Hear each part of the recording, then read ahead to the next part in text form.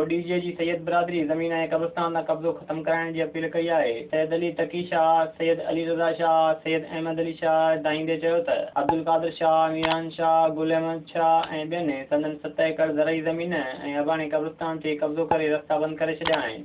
मूंखे इन्हनि शख़्सनि मां ख़ासि तौर ते तमामु घणो ख़तरो आहे अब्दुल कादिर शाह ऐं जेको आहे गुल अहमद शाह ऐं इस्माइल शाह मां, जिन मूंखे धक बि हयां।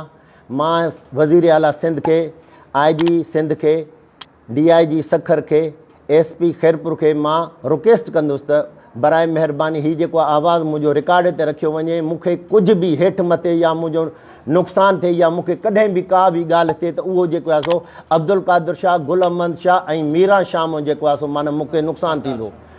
मूंखे जेको आहे सो इन्हनि मां तमामु घणो ख़तरो आहे। हुननि चयो त बिरादरी जा माण्हू हर रोज़ हथियारबंद साण करे घरनि मथां फायरिंग करे हिताइनि पिया, पर पुलिस को बि सहकार न पई करे। सैयद बिरादरी आला अख़्तियारनि खां मुताबिक़ त मामले जो फौरी तौर नोटिस वठी कब्ज़ो ख़त्म कराए खूनारेज़ी बचाई वञे। सैयद बिरादरी आला अख़्तियारनि खां मुताबिक़ त मामले जो फौरी तौर नोटिस वठी कब्ज़ो ख़त्म कराए खूनारेज़ी बचाए वञे। सैयद बिरादरी आला अख़्तियारनि खां मुताबिक़ त मामले जो फौरी तौर नोटिस वठी कब्ज़ो ख़त्म कराए खूनरेज़ीअ खां बचाए वञे। विज़िट कयो अवामी आवाज़ मीडिया ग्रुप जी वेबसाइट awamiawaz.pk।